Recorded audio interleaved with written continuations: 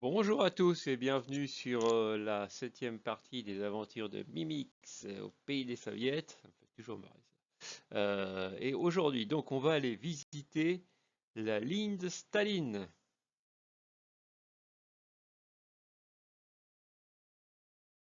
Voilà, je pense qu'il est inutile de faire les présentations avec le monsieur. Donc, on se trouve bien sur la ligne de Staline. Alors, qu'est-ce que c'est? Joseph Staline trouvait génial notre ligne Maginot. Il a donc décidé de faire la même chose pour protéger les frontières ouest de la Russie avant la Seconde Guerre mondiale.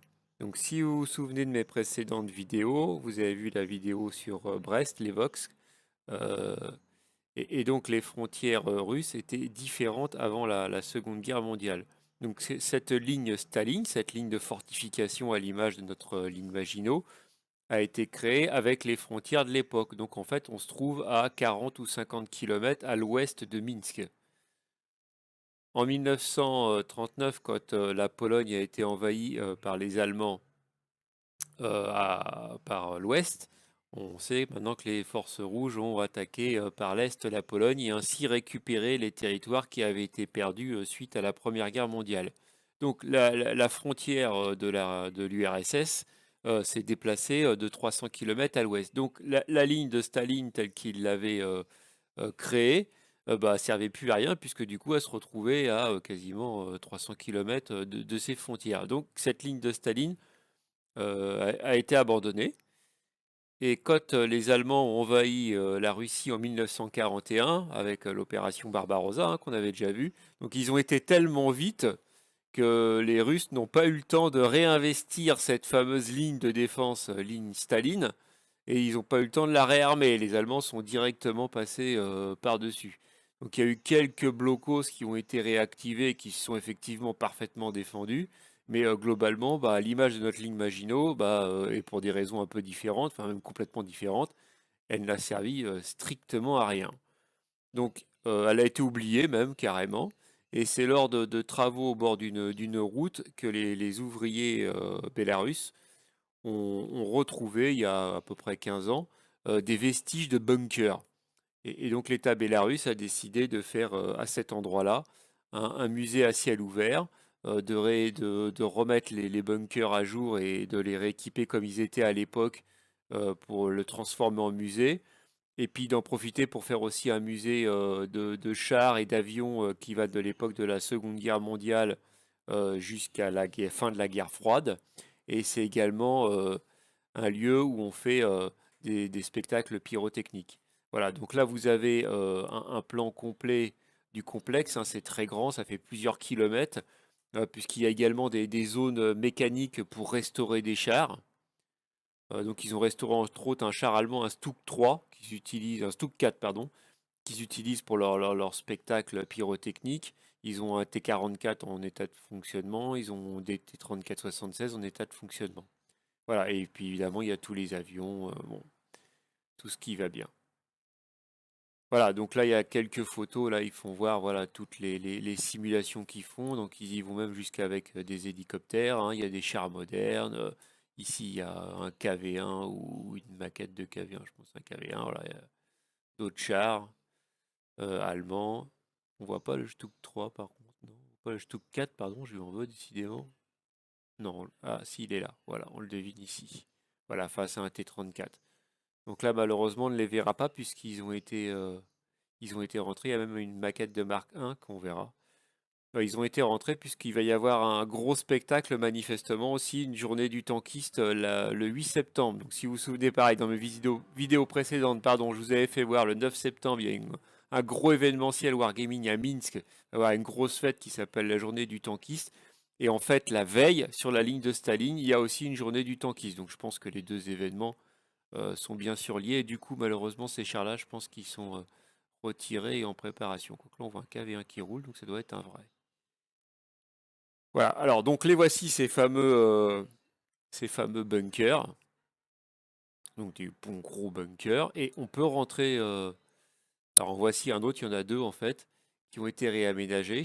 Donc on peut rentrer dessus, vous voyez, hop, c'est par au-dessus. On a la ligne, hein, vous voyez, on voit pourquoi ça avait été choisi cet endroit-là. On voit bien qu'on est sur une ligne de crête et qu'on voit très loin devant nous, hein. Et puis donc on accède au bunker en descendant. Et à l'intérieur, vous voyez, ils ont recréé avec les personnages, bon, les canons, les douilles, les armes de l'époque. Enfin, ils ont essayé de reconstituer un peu le contexte de l'époque. On voit aussi les appareils pour communiquer. Alors les bunkers sont cloisonnés en plusieurs pièces, elles-mêmes protégées par des portes blindées. Donc je suppose comme ça, s'il y avait une cellule qui se faisait détruire, les autres cellules pouvaient rester actives. Donc là, on a une cellule de mitrailleuse. Donc on voit avec tous les systèmes d'extraction d'air qui ont été mis. Les emplacements. Ça, c'est pour le filtrer l'air, manifestement. Puisqu'à l'intérieur, on a bon, un poste d'observation, bien sûr, pour voir ce qui se passe au-dessus. Vous voyez, lui, il était tout seul, par exemple. Ça, c'est une pièce unique. Il était dans une toute petite pièce, tout seul, assis là, et communiquait avec les autres par ce système.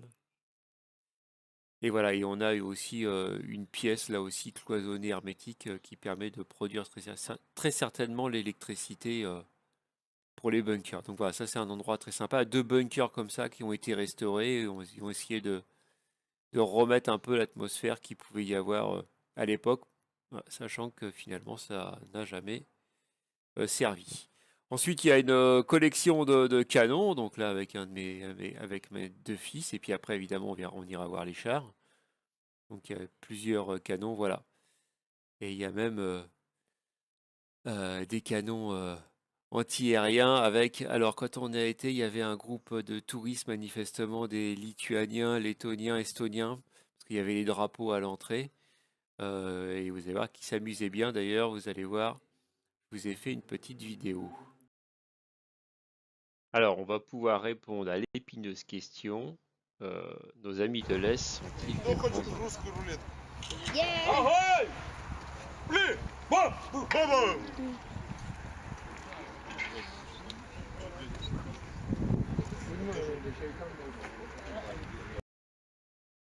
Bon voilà, je pense que ça répond à la question. Ce sont des grands enfants, comme nous d'ailleurs. Il n'y a pas de problème. D'ailleurs, les miens, hop, dès qu'ils sont partis, ils se sont installés sur le canon et se sont empressés d'essayer. D'ailleurs, en parlant de canon, sur la ligne de Staline, on peut essayer une Kalachnikov à blanc et on peut, c'est nouveau aussi, tirer au canon à blanc, au canon, au canon quoi. Et là, mon quart de lituanien, lettonien, estonien, là, ils ont tous tiré. Mais tous, ils ont tous payé pour tirer une salve de canon à blanc. Et même à blanc, un canon qui tire, ça fait un peu de bruit quand même. Et mes enfants ont fait des bons, moi aussi d'ailleurs, à chaque tir. On s'est pris au moins 35 ou 40 tirs de canon dans les oiseaux pendant qu'on regardait les tanks. Enfin bref, voilà. On continue. Alors voilà, là je suis on est sur la partie en fait là où ont lieu les spectacles. Vous voyez, ils ont fait des ruines, mis des véhicules cassés. Il y a des carcasses de chars calcinés. Alors c'est pas ça qui manque hein, en Russie. Les carcasses de chars depuis la Seconde Guerre mondiale, ils en ont encore des wagons. Et puis vous voyez, il y a des tribunes. Donc c'est à cet endroit-là que se font les spectacles pyrotechniques. Et puis en avançant, on est tombé sur ce panneau-là, donc Asta Rojna Tanki. Donc ça veut dire attention, il y a des tanks. Alors derrière, d'ailleurs, il y a une carcasse de tank, donc c'est pas à lui qu'il faut faire attention, c'est aux vrais tanks. Puisque sur la ligne de Staline, on peut également faire des baptêmes de chars et donc monter à bord, enfin monter, oui, sur des vrais tanks. Et alors ça, c'est à la russe, donc c'est un peu spécial. Et bah écoutez, je vous l'ai filmé et je vous le fais voir.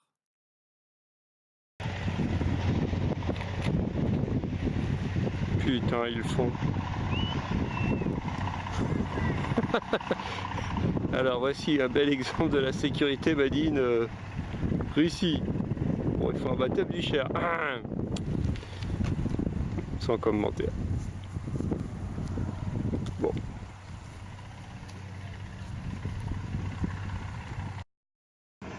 Ouais, c'est un petit peu moins dingue que ce que je... Oh là là. Ouais, ils les prennent par 10. Donc ça coûte 100 € environ. Donc ils les prennent par 10, ça fait 10 € par personne. Et donc en fait ils sont attachés sécurisés sur la tourelle. Mais enfin bon quand même quoi. Puis il y en a d'autres qui montent dedans. Waouh. Et toi c'est la corde casse. C'est sympa ça. Au revoir.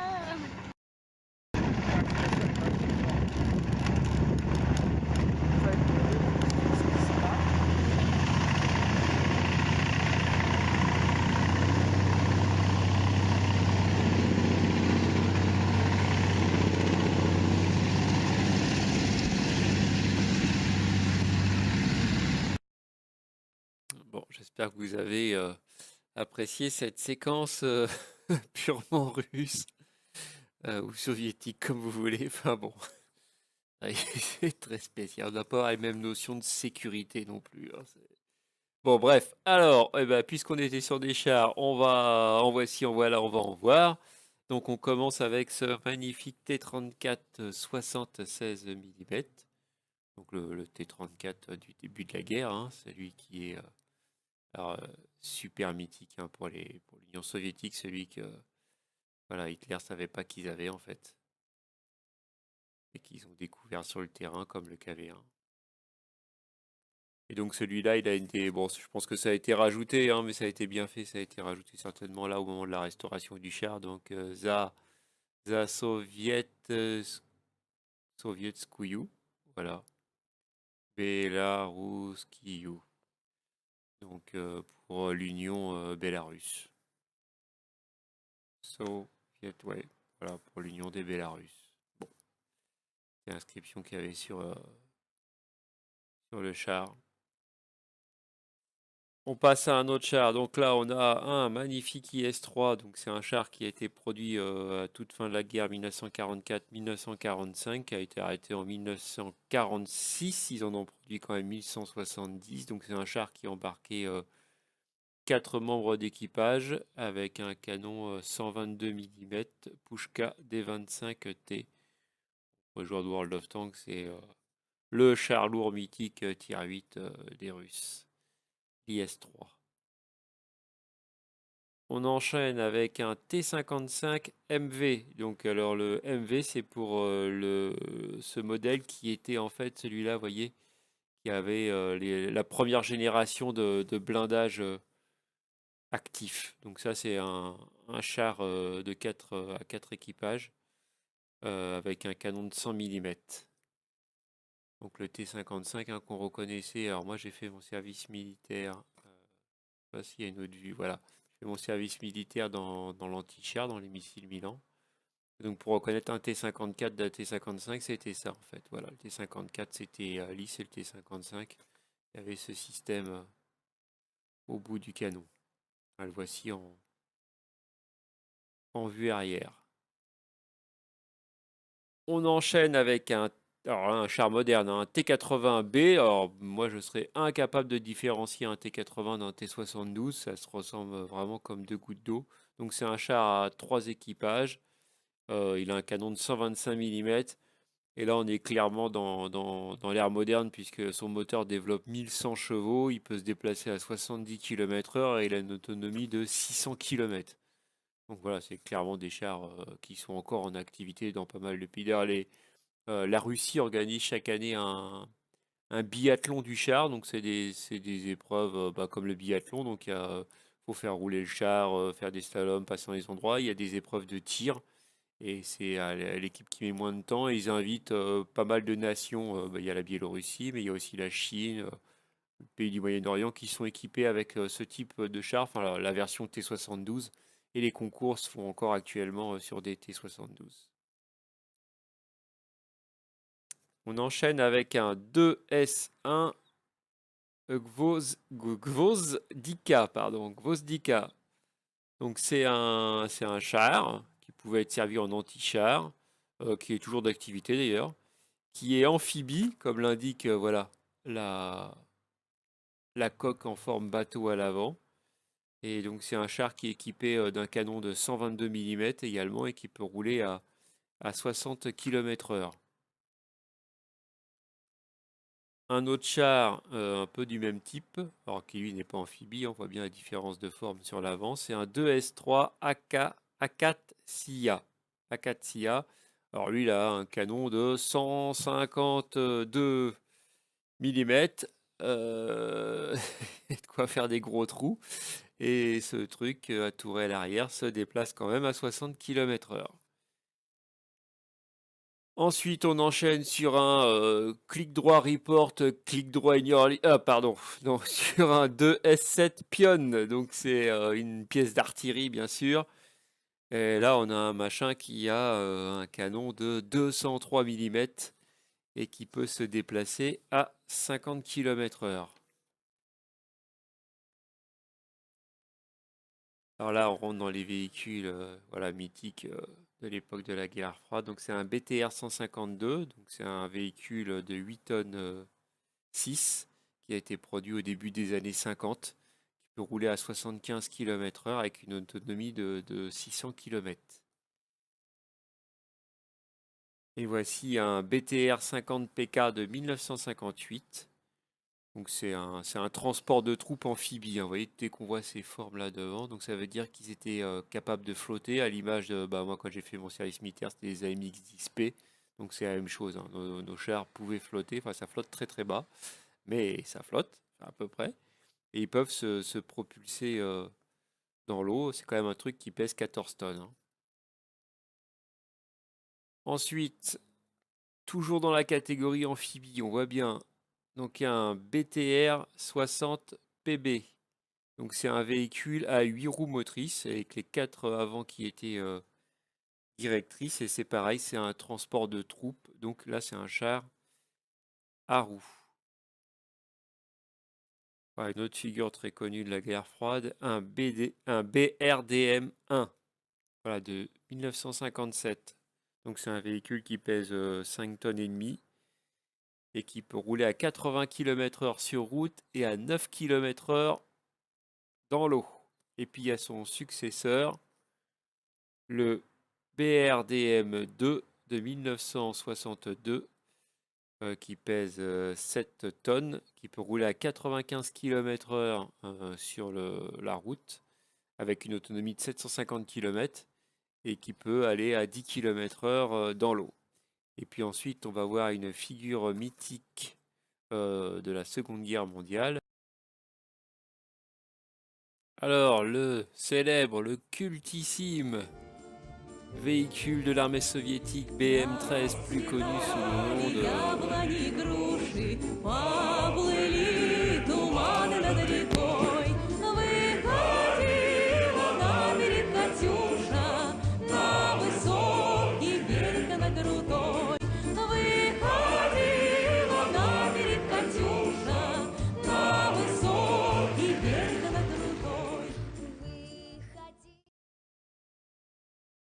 Non mais voilà, c'est pas fini un peu, non? Oh, faut se calmer les Rouskov.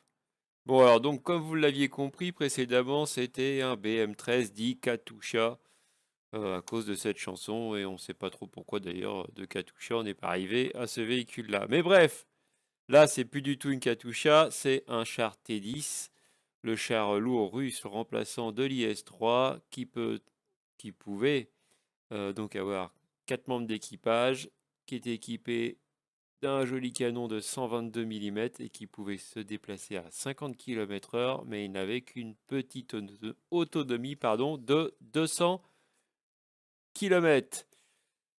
Voilà, on le voit sous une autre forme. Il y en a deux là, sur la ligne de Staline, et comme ça.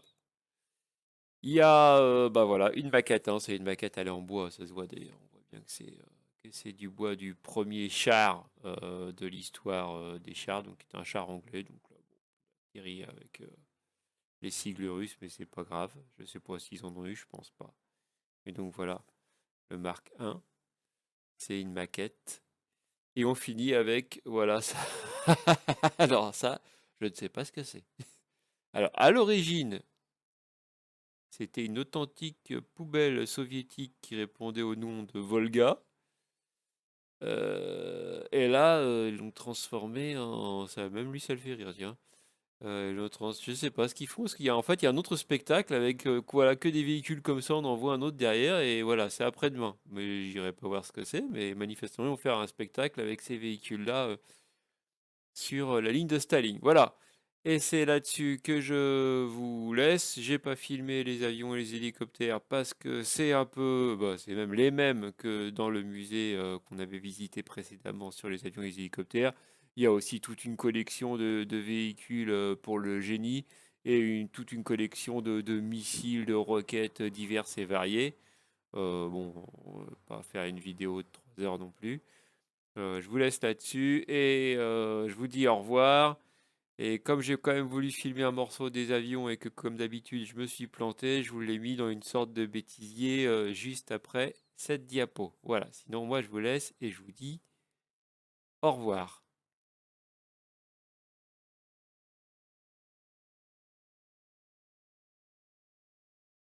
Je vous ai dit au revoir vite, j'ai oublié cette diapo-là que je voulais vous faire voir. C'était pour faire un petit merci parce qu'en fait, voilà, on est de retour sur le parking, on avait posé notre voiture, on a fait toute la visite, on revient. Et qu'est-ce que je vois flotter? Et ça, il n'y était pas quand on est arrivé. Voilà, c'est un petit drapeau français ici que vous voyez. C'était pour nous. Voilà, c'était pour nous. Donc effectivement, il y avait des Turcs. Donc ça, c'est mes Lituaniens, mes Lettons, mes Estoniens. Et donc le drapeau russe, il y avait des voitures russes, hein, bien sûr. Ici, le drapeau bélarus. Et donc pour notre voiture, ils ont hissé le drapeau français. Voilà, on a été posé la question. C'était bien pour nous. Donc c'était voilà, une petite attention que j'ai trouvé extrêmement sympathique et que je tenais à souligner. Voilà, ça fait très plaisir. Et d'ailleurs, juste quand on est parti, il y avait un couple de Canadiens qui a atterri là. Vous voyez, Canadiens sur la ligne de Staline en Biélorussie, c'est quelque chose. Et le gars est sorti avec le drapeau du Canada pour leur faire voir qu'il allait leur hisser le drapeau du Canada. Voilà. Et c'est là-dessus que je vous laisse avec deux dernières petites vidéos de Mimix qui essaye de reconnaître des avions et qui est toujours aussi doué.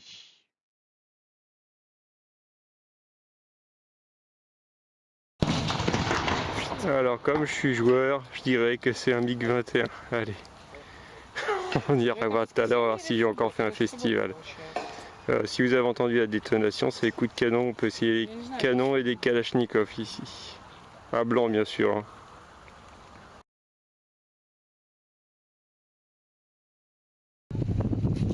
Bon bah voilà mon MiG-21. J'arrête avec les avions, c'est bon.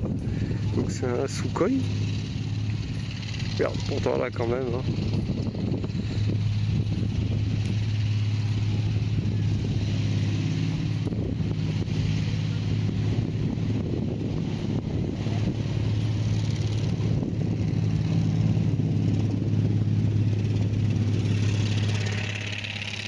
On entend, c'est le bruit du char qui continue sa promenade avec les gens dessus.